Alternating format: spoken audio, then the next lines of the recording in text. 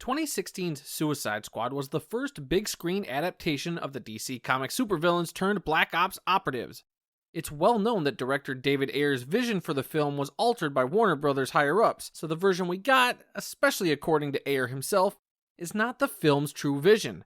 Until the hashtag #ReleaseTheAyer movement can finally give us that definitive vision, all we can judge is the version of the film the studio felt was superior. It's time for day 3 of the Quad Squad Marathon.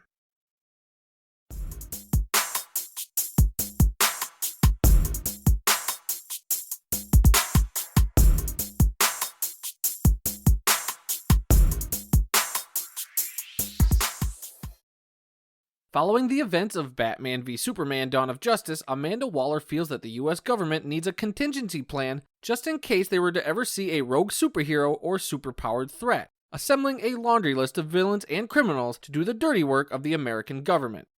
When Waller loses her grasp on one of her villains, it's up to the rest to put a stop to the situation. It's tough watching this film 5 years after its original release, knowing a lot of the behind-the-scenes issues with the movie. With that aside, there is still plenty here to enjoy. First off, the characters are portrayed excellently. Will Smith as Deadshot, Margot Robbie as Harley Quinn, Viola Davis as Amanda Waller, and I guess I'll be the one to say it, even Jared Leto as the Joker. That's right, I think Jared Leto does a good Joker, everybody. Just send the hate in the comments. I'd also like to give props to Jay Hernandez, who portrays El Diablo in the flick, as I think his story arc gets a little overshadowed and his performance is pretty touching. I think the setup and backstory of the characters and their integration into Waller's Suicide Squad is all really well done. It is also very cool to see some of the universe connectivity they begin making with the previous DC films. That all might be biased because I'm a DC fan, but I'm trying to be as objective as possible here, guys, so forgive me if it doesn't always come through.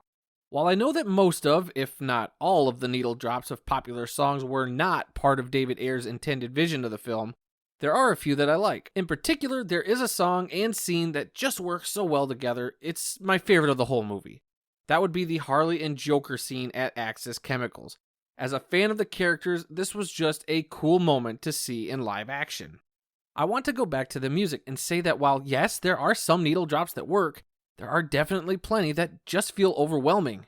While I own and dig the Suicide Squad soundtrack, I honestly could have done without all that in the film. It was no secret that the marketing behind the original release was trying to portray the characters as DC's version of Marvel's Guardians of the Galaxy, going as far as to boast about that assembled soundtrack.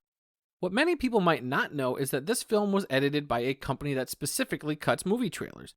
Now, we all know the goal of a trailer is to hype up our excitement for a film by making sometimes catchy and colorful trailers to lure us in. After the rousing success of the Suicide Squad trailers early on, the studio decided that Ayer's vision wasn't what they wanted and asked a trailer house to edit the feature-length film. So if you feel like parts of the movie are just cut together like vibrant music videos, that's probably why.